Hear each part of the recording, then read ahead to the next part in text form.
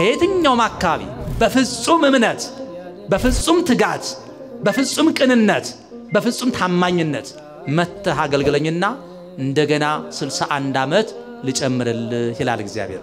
እንደምታውቁት የእጮኝነት ኑሮ ከባድ ነው አይደል? ወጣቶች እንዴት ነው? ስልክ ካልተደዋወላችሁ ታኮርፉ ይል እሱ ብቻ አይደለም። ምን እንዳውም የሚባለው እኮ የምትባሉት በጣም ብዙ ነው። እኔ አልናገርም እንጂ አትናገር ተብዬ ማታ እንደው ከአብረው ከሚኖሩበት አስቤዛ ይልቅ በእጮኝነት የሚጨርሱ የስልክ ካርድ ይበልጣን ትባላላችሁ። መከራ ነው። የወሰዳችሁ ጋብዙን ትላላችሁ ይባላል።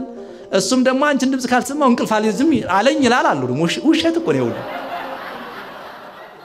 በመልካም ዘመን ሁሉ ጻድቅ ነው። በተመቻቸ ጊዜ ሁሉ ቤተክርስቲያን ሳሚ ነው። ካልቸገረው ሁሉም ለጋስ ነው።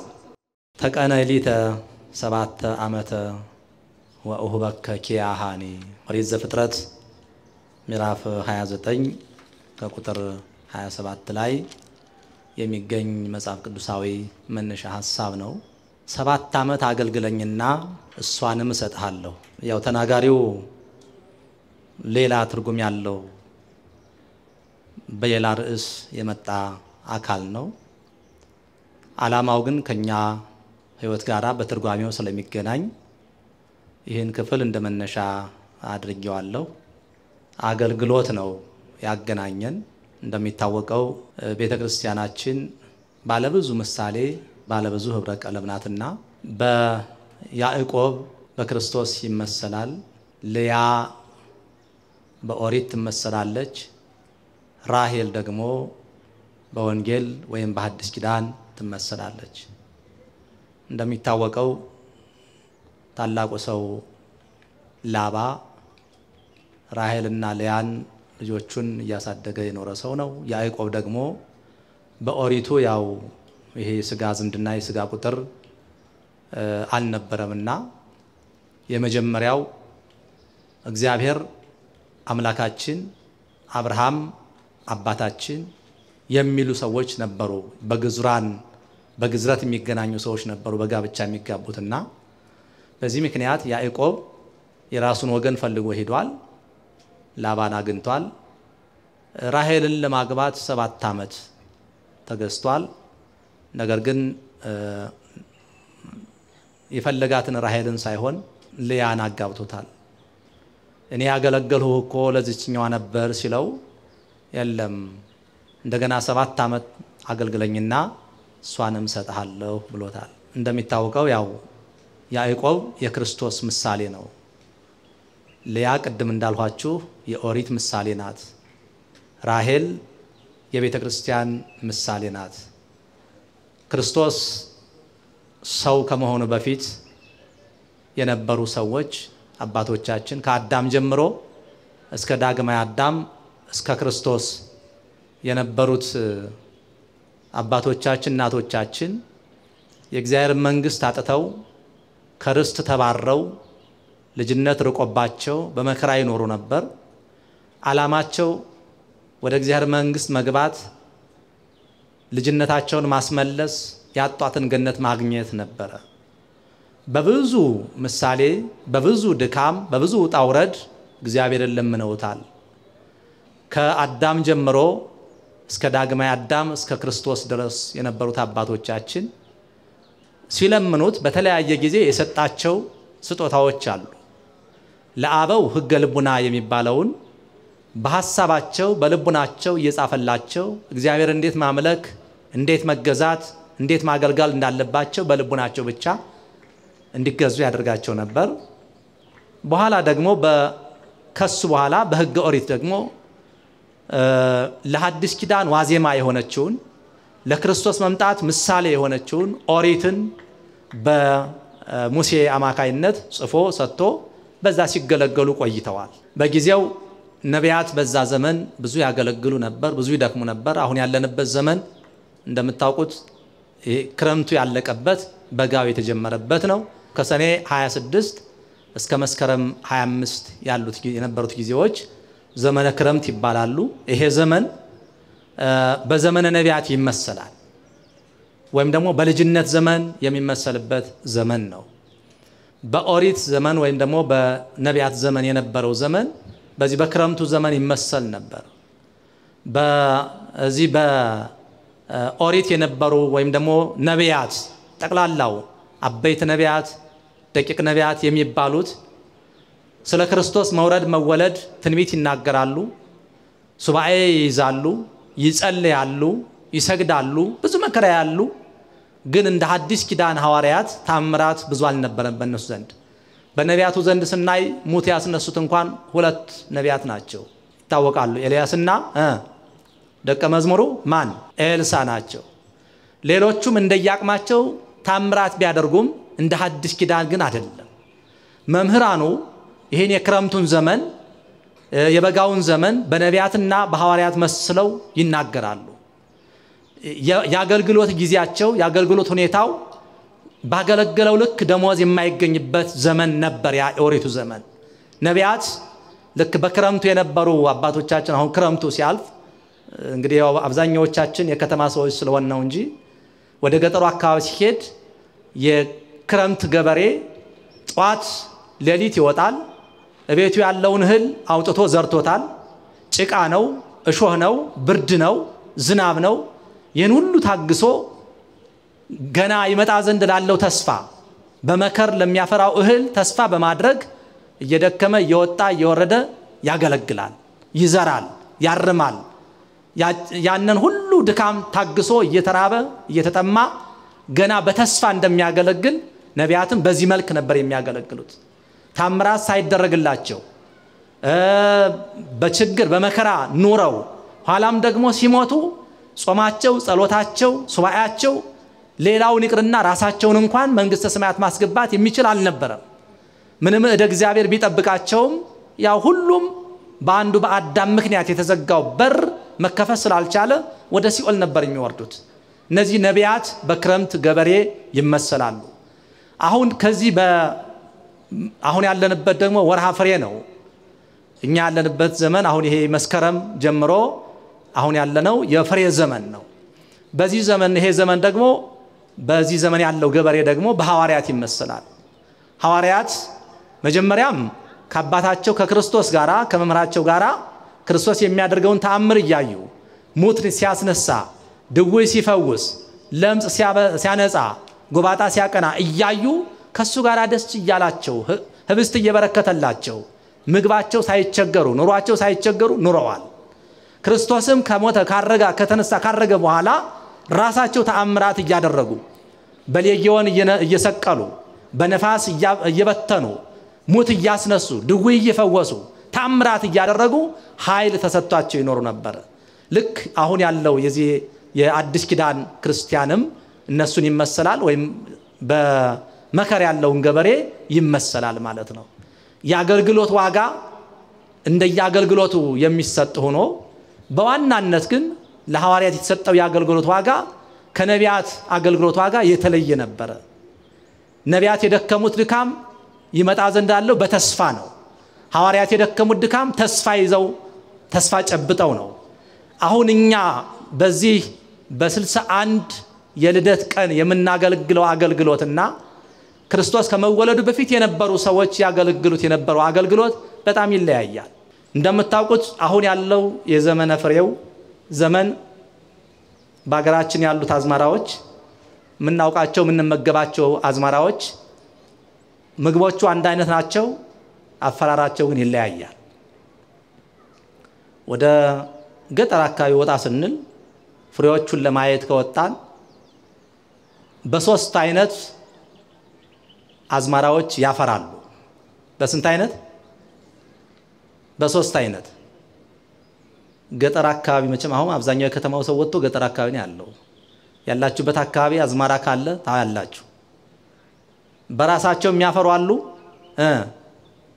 በወገባቸው የሚያፈሩ አሉ በመናቸው በስራቸው የሚያፈሩ አሉ እሺ በራሳቸው የሚያፈሩትን እስኪ እንያቸው ገብስ አንድ በሏ ስንዴ ጤፍ ማሽላ ጨምሩ ደግሞ እስቲ ዘንጋዳ አርጎዬ ብዙ ማጣቁት አለ የዘንጋዳ ዘር ብዙ አለ በወገባቸው የሚያፈሩስ ባቄላ መቼም እሱ አይጠፋንም ባቄላ በቆሎ መልካም እሺ አተር አይዞ ጨምሩ ሽምብራ ጓያ ምስር አይዟችሁ ይሄ ቀሰሙ እህል አይዟችሁ ጨምሩ ደግሞ ሌላስ እህል ተራይዞን ገባ እንዳትሉ ብቻ እሺ በስራቸው የሚያፈሩስ አይቺ እንኳን አጠፋችሁ ምክንያቱም እዚሁ በየጓሮ እሺ ስንት ምን ካሮት ድንች ቀይ ስር ዝንጅብል በወገቡ ነው የሚያፈራው ነው በስሩ ነው አዎ በስሩ ነው ማጥዋን ነው እሺ ሽንኩርት ያው ልጅ እንኳን አውቋት ያው ሽንኩርት አለ ያው ይቋል ሌላ ከዚህ ውጭ በሌላ የሚያፈራለ እኛ የምንመገባቸው በቃ በእነዚህ ናቸው አሁን ብርቱካን በምን ነው የሚያፈራው በወገቡ ነው አይደለ መልካም እነዚህ ፍሬዎች ከተደበቁበት እስካሁን ገለባ ሆነው ነበር የሚታዩት አሁን ላይ ግን እያንዳንዱ ፍሬውን ይዞ መልኩን ገልጦ የሚያፈራበትን ቦታም አሳይቶ የሚታይበት ዘመን ነው አሁን ዘመነ ፍሬ ይባላል አሁን የኛ የ60 ዓመት ጉዞ እንድናየው ፈልጌ ነው እነዚህን ፍሬዎች እነዚህን አዝማራዎች የጠራሁት አሁን እንደው ህልበር እንዳውስጄ ላጋፋችሁ ፈልጌ አይደለም መቼም እህል የማይፈልግ የለም ነገር ግን እስኪ እነዚህ እህሎች ሰኔ ላይ ተዘሩ 2 ወር ጭቃ ውስጥ ተላብሰው አፈሩን ጥሰው ወጥተው ገበሬው ጭቃው ብርዱ ዝናቡ ረሃቡ ጥሙ ሳያሰቅቀው እነዚህን ለፍሬ ለማድረስ የሚደክማቸው ድካሞች አሉ አንደኛ መጀመሪያ ያርሳል ካረሰ በኋላ ደግሞ ያርማል ካረመ በኋላ ማረሙ ብቻ አይደለም እህል እንስሳት አራዊት አዝማራውን እንዳይበሉት ዙሪያውን ማጠር አለበት መጠበቅ አለበት መንከባከብ አለበት እነዚህን ሁሉ ታግሶ ለፍሬ ያደርሳቸዋል ሲያፈሩ ደግሞ እያንዳንዳቸውን አዝማራዎች በየት እንደሚያፈሩ እሱ አይጨነቅ እንደየባህሪያቸው ስለሚያፈሩ መቼም ሽንኩርት ዘርቶ በራሱ ላይ እንዲያፈራ አይጠብቅ ነገር ግን ስንዴውን ንጹህን ስንዴ ከቤቱ አውጥቶ ይዘራውና ከዘራው በኋላ ስንዴው ስንዴ መሆኑ የሚታወቀው በገለባው አይደለም ባገዳውም አይደለም ልክ ወልዶ ለፍሬ ሲደርስ ነው ምክንያቱም ስንዴ መስሎ የሚበቅል ሌላ እህል አለ እህል ያልሆነ ሌላ ነገር አለ ምንድነው የሚባለው እንክርዳድ ገብሱን ዘርቶ ንጹህን ገብስ ይዘራውና ገብሱ ተቀይሮ ሌላም ይሆናል በገብሱ መሃል የሚወጣ ለጥቅም የማይውል ምን የሚባል ገንጭ ታውቃላችሁ ገንጭ እንደዛ ስሙ በዚህ ያው የከተማ ስም ወጥቶለት ሊሆን ይችላል እንደየ አካባቢው ስሙ ሊቀያየር ይችላል ማሽላውም እንደዛው ንጹህ ማሽላ ይዘራና ማሽላው እኩል አገዳውም ቅጠሉም ተመሳስሎ ይወጣል ከወጣ በኋላ ልክ ሲወልድ ሌላ ማሽላ ያልሆነ አገዳው ስታዩት ማሽላ ነው የሚመስለው ቅጠሉን ስታዩት ማሽላ ነው የሚመስለው ላዩ ላይ አናቱ ላይ ያለ ግን ሌላ ነገር ስትነኩት እንደ ጥላት ልብስ የሚያጠቁር ጎሶ ነው የሚባል ምንድነው የሚባለው አረጓሶ የሚባል ሌላ እነዚህ እህሎች ፍሬያቸው የሚታወቀው መቼ ነው ልክ መስከረም ላይ ፍሬ በሚያፈራበት ሰዓት ነው አሁንኛ ቅድም በዛ በቤተ ክርስቲያንና በኦሪት በሐዲስ ኪዳንና በኦሪት የተመሰሉት ሊያና ራሄል 7 ዓመት አገልግለኝና እጨምርልሃለሁ ተብሎ ቃል የተገባለት ሰው እኛ 7 ዓመት ብናገለግል የሚጨመርልን ባናገለግል የሚቀርብነን አሁን እያንዳንዳችን ይህን ቃል ራሄል ጋር ሊያ ጋር እንድንወስደው አይደለም ፈልገው አሁን ክርስቶስ በመካከላችን ሆኖ አንተ ልጄ 61 ዓመት አገልግለህኛል አንቺም ልጄ 61 ዓመት እስካሁን አገልግለሽኛል የሰው ጥያቄው አያልቅም ያልቃል እንዴ ልጅ ያለው ልጆቹን የሚመግበውን ይፈልጋል ትዳር የሌለው ትዳር ይፈልጋል ትዳር ያለው ትዳሩ ሰላም እንዲሆንለት ይፈልጋል ጤና ያጣ ጤና እንዲሆን ይፈልጋል። ምግብ ያጣ ምግብ እንዲያገኝ ይፈልጋል። ስልጣን የሌለው ስልጣን ይፈልጋል። በቤተሰቡ ሰላም ይፈልጋል። በሀገሩ ሰላም ይፈልጋል። አሁን እያንዳንዳችን እዚህ የኛ አባት የኛ መምህር ክርስቶስ ምን ትፈልጋለህ ቢለን በራሱ ጥያቄው ግራ ያጋባል። ምን ጠየቀው ጥያቄ በጣም ብዙ ነው። አንዱ ሰው ራሱ የሚጠይቀው ጥያቄ ብዛት አለው። ያንዱን ሰው ጥያቄ ለመቀበል ራሱ ሰዓት ይፈጃል እንደምታውቁት። አሁን ክርስቶስ 7 ዓመት አገልግለኝና እንደገና ምን ልበልልህ ልጨምርልህ እያለን ነው። 7 በቤተ ክርስቲያን አቆጣጠር ፍጹም ማለት ነው። ቁጥሩን አይደለም። እስካሁን ድረስ አገልግለህኛል። በቤቴ ስትላላኪ ስትወጭ ስትገቢ ስትላላክ ስትታዘዝ ልብሰ ተክህኖውን ስታጥብ የሰንበት ትምህርት ቤቱን ልብስ ስታጥብ ስታገለግል መምህር ስትጋብዝ ስትዘምር ዘማሪያንን ስታከብር ካንተ በላይ ያሉትን ስታዳምጥ ካንተ በታች ያሉትን ስታስተምር የተሰጠህን ኃላፊነት ስትወጣ በኮሚቴነት በኃላፊነት በተለያየ የሥራ ዘርፍ ተመድበህ ኑረሃል። አሁን ደግሞ 7 ዓመት አገልግለኝና ልጨምርልህ እያለን ነው እግዚአብሔር። እናገልግለው ምን ማለት ነው? እስካሁን በሰብአዊ አስተሳሰብ ስታገለግለኝ ነበር። ሰንበት ትምህርት ቤት በሚል ስም ብቻ በወጣትነት አስተሳሰብ በስጋዊ መንገድ ተሟልቶልህ ቤትህ እዚህ ቅርብ ነበር፣ ቤትሽ እዚህ ቅርብ ነበር። ወጣ ብለህ ቤተክርስቲያን ትመጣ ነበር። ችግር አልነበረም። የትራንስፖርት ችግር አልነበረም።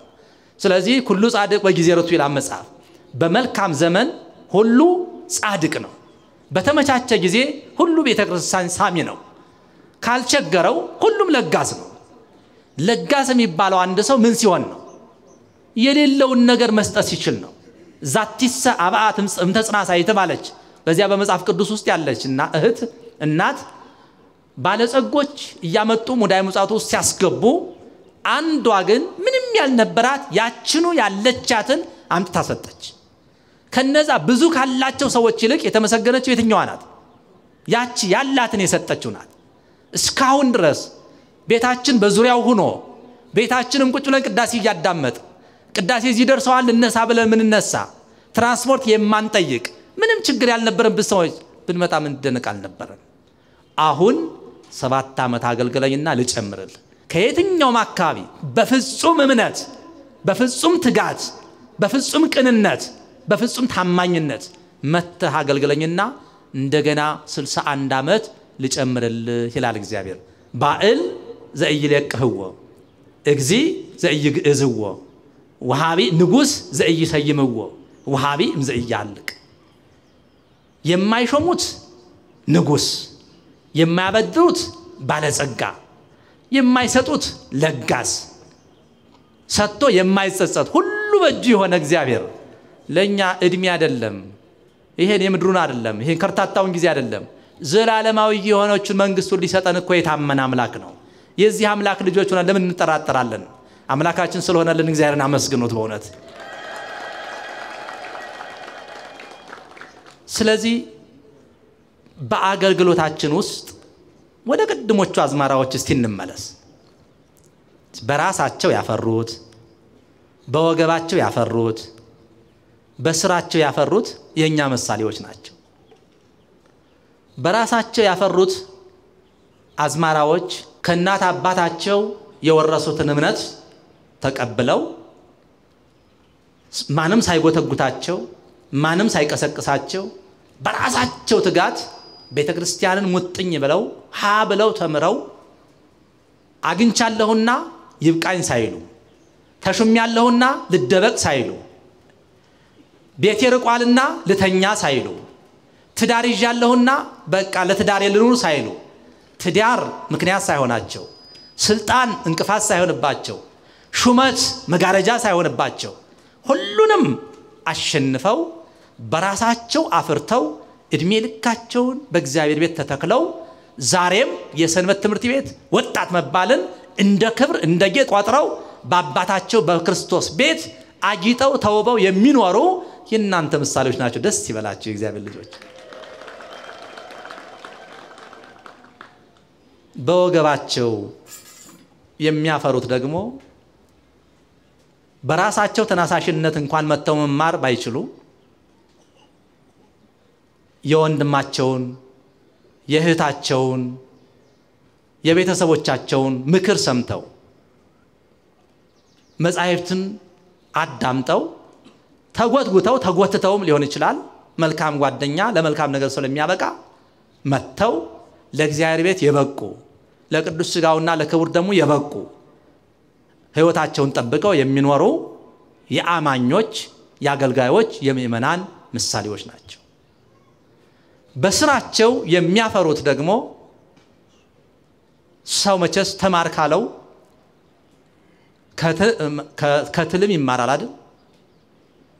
ከጊዜ ይማራል። ሰው በብዙ መልኩ ይማራል። መምህሮቻችን ብዙዎች ናቸው። ጊዜ መምህር ነው። ሰው መምህር ነው። ጤንነት መምህር ነው። በሽታ ራሱ መምህር ነው። ማግኘትም ማጣትም መምህራን ናቸው ለሚማርባቸው ሰው። መሾምም መሻርም መምህራን ናቸው። እንደምታውቁት ተሹመን በነበርንበት ሰዓት እንደው ልብሳችን ሳይቆሽሽ ልብሳችን ያራግፉ የነበሩ ፀሐይ ሳይመጣን ጥላ ይዘረጉልን የነበሩ ገና ብቅ ስንል ይነሱ የነበሩ በለለንበት ቦታ ሁሉ አንቱ ብለው ይጠሩን የነበሩ እንዲሁ መቼስ የኛን ስም መጥራት ወለባዕል ሳይረቱ ሁለቱ ነገር አይደለ ትንሽ ስናገር የማያስቀው ሁሉ ሲስቁልን የነበሩ ሰዎች ወዳጄ የሳቁልህ ያከበሩህ ልብስን ያራገፉልህ ያንተን እንዳይመስልህ ያንቺን እንዳይመስልህ ስልጣኑን ነው። በዚህ ልንማር ይገባል። እንደገና ስልጣኑ ደግሞ ሸሽት ሲል ሰላም ለማለት እንኳን ተደብቀውን የሚያልፉ ሰዎች አሉ። ጊዜ በዚህ ሁሉ ያስተምረናል። ስለዚህ በስራቸው የሚያፈሩት ደግሞ ከቤት ሰራተኛቸው ከልጆቻቸው ከነሱ በታች በሆኑ ሰዎች እግዚአብሔር መክሯቸው አስተምሯቸው ለቁም ነገር መድረስ የቻሉ ሰዎች ናቸው። እኛ በየት ነው ያፈራነው? 7 ዓመት አገልግለኝና ይችን ደግሞ ልጨምርልህ። አሁን እግዚአብሔር ፍጹም ሆነ 7 ምንድነው ብያቸዋለሁ ቅድም ፍጹም በዕብራይስጥ እስመ ሁልቆ ሳብዕ ፍጹም ውእቱ በኀበ ዕብራውያን ይላል። 7 ቁጥር በዕብራውያን ፍጹም ቁጥር ማለት ነው። ፍጹም ሆነህ ማለት ፍቅረ ቢጽን ፍቅረ እግዚአብሔርን ሁለቱን ነገሮች ይዘህ ማለት ነው። ፍጹምነት ማለት እግዚአብሔርን መፍራት ማክበር ወንድምን መውደድ መንከባከብ እንደዚህን ይዘህ አገልግለኝና ልጨምርልህ። ሚቀረን ነገር አለ። ብዙ ነገር ይቀረናል። ጥያቄያችን በጣም ብዙ ነው። እነዛ እንዲጨመሩልን አሁንም እንደገና 7 ዓመት አገልግለኝና ልጨምርልህ ይላል እግዚአብሔር። እኛ በየት በኩል ነው ያፈራነው?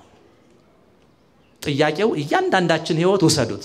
አባቶቼ እናቶቼ ወንድሞቼም እህቶቼም ልጆቼም የምትሆኑ ህፃናትም ጭምር በየት በኩል ነው ያፈራነው? እስቲ ራሳችንን ጠይቅ። በራሳችን ያፈራነው? በወገባችን ያፈራነው? በስራችን ያፈራነው? እስቲ የቤት ስራ በደንብ ወሰዱ እናንተ ራሳችሁ። ሰንበት ትምህርት ቤት መጣችሁ ለመማር በዚህ ሰንበት ትምህርት ቤት ተኮትኩታችሁ ለማደግ እስካሁን ድረስ አገልግሎታችሁን ሳይዝል ሳይበርድ ሙቀታችሁ ሳይበርድ ፍቅራችሁ ሳይቀዘቅዝ በእግዚአብሔር ጸንታችሁ ለመቆየታችሁ የራሳችሁ ፍሬ ነው? የወገባችሁ ፍሬ ነው? የስራችሁ ፍሬ ነው? የትኛው ነው ለዚህ ያደረሳችሁ? ካወቃችሁት ለዚህ ያደረሳችሁን ማመስገን ያስፈልጋል። በራሳችሁ ከሆነ እዚህ ያደረሳችሁት እግዚአብሔርን የበለጠ አክብሩት፣ የበለጠ አገልግሉት። እኔ ምን አለ ያንተ ቸርነት ለዚህ ያደረሰኝ ብላችሁ የበለጠ እግዚአብሔርን ልትወዱት ልታከብሩት ይገባል። በወገባችሁ ማለት በጓደኛችሁ በእህታችሁ በትዳር አጋራችሁ ባብሮ አደጋችሁ በሰባከያን በካህናት ምክር ተስባችሁ መጣችሁ ለእንደዚህ የተቀደሰ አገልግሎት በቅታችሁ ከሆነ ደግሞ አሁንም እነዛን ሰዎች እግዚአብሔር ሆይ ክብራቸውን በረከታቸውን አብዛላቸው ብላችሁ ጸልዩላቸው፣ አመስግኗቸው። እኔን ባንተ ቤት እንድቆይ እኔን የቤትህ ልጅ እንድሆን አባቴ ብዬ እንድጠራህ በቅድስና እንድመላለስ ልጅህ እንድባል ለመንግስትህ እንድበቃ። ወዳጄ ያንዲት ወጣት ጮኛ የሆነ ሰው እንኳን የገሪ ተጮኛ ነው ተብሎ ስሙ የሚጠራ ከሆነ አንተማ እኮ የመንግስት ሰማያት ጮኛ እኮ ነህ። አንቺ እኮ የክርስቶስ መንግስት ወራሽ ጮኛ ነሽ እኮ። አሁን እኮ በእጮኝነት ውስጥ ነው ያለነው።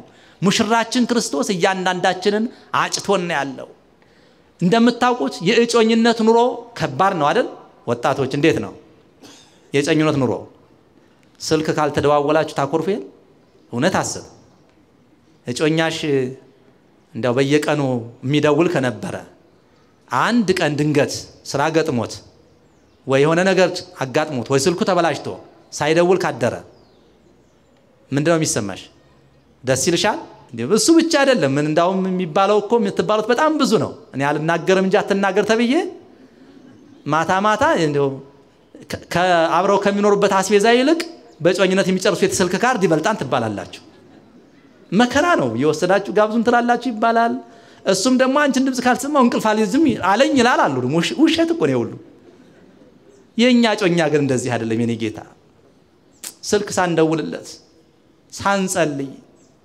ተመስገን ሳንለው ጤንነትን ከሰላም ጋራ ሰጥቶን በሰላም ውለን ገብተን በልተን ጠጥተን አንድ አቡነ ስማ ሳንደግም እንኳን ስንተኛ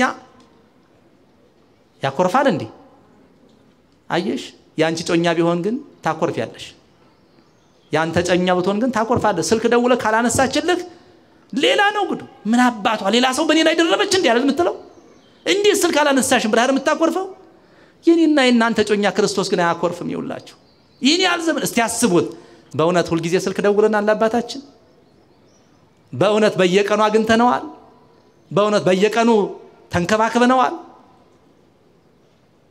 እሱ እየተንከባከበን እሱ እየፈለገን እኛ እየሸሸነው እሱ እየጠበቀን እኛ እየጠፋን ይሄን ሁሉ ሳይሰለቸን ከናታችን ማይፀን ከወጣን ጀምሮ ተንከባክቦ በቤቱ በዚህ መልክ እንድንኖር አድርጎ የጠበቀን የኔና የናንተ አባት መድኃኔ ዓለም ክርስቶስ ስሙ የተመሰገነ ይሁን ሌላ ተስፋ አለን የእግዚአብሔር ልጆች ሌላ ተስፋ አለን ሌላ ሀገር አለን አሁን ፍጹም ሆነን እንደገና 7 ዓመት ካገለገልነው ማለት በፍጹምነት ከዚህ በኋላ ካገለገልነው ምን ፈልጋትን የሚሰጥበት ጊዜ አለ ማናት ምን ፈልጋት ስልጣኑማ በንሾም እንሻራለን ገንዘቡማ ብናገኝ እናጣለን ጤንነቱማ ብንታመም ጤናኛ ብንሆን እንታመማለን ወዳጅማ ቢወደን ይጠላናል ምን ቁም ነገር አለው የዚህ ምድር ጉዳይማ ሌላ የምንፈልገው ተስፋ የምናደርገው አለ እሱ ማን ነው ርስተ መንግስተ ሰማያት የምንወርስባት ጊዜ አለች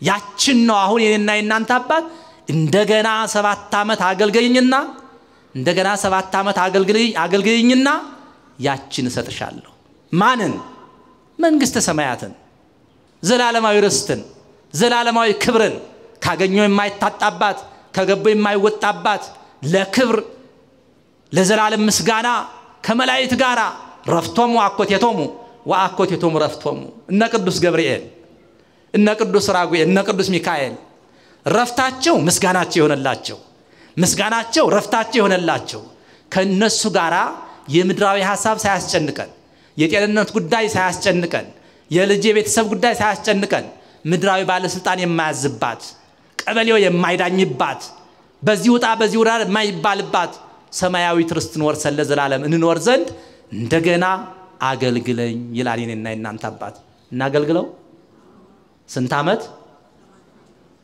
7 ማለት ምን ማለት ነው ፍጹም ማለት ምን ማለት ነው ፍቅረ እግዚአብሔርና ፍቅረ ቢጽ ያዙ ፍቅረ እግዚአብሔርና ምን ፍቅረ ቢጽ እግዚአብሔርን ማክበር እግዚአብሔርን ማምለክ ወንድምን እህትን መውደድ ይሄን ይዘን እናገልግለው መንግስቱን ያወርሰን ይቆየ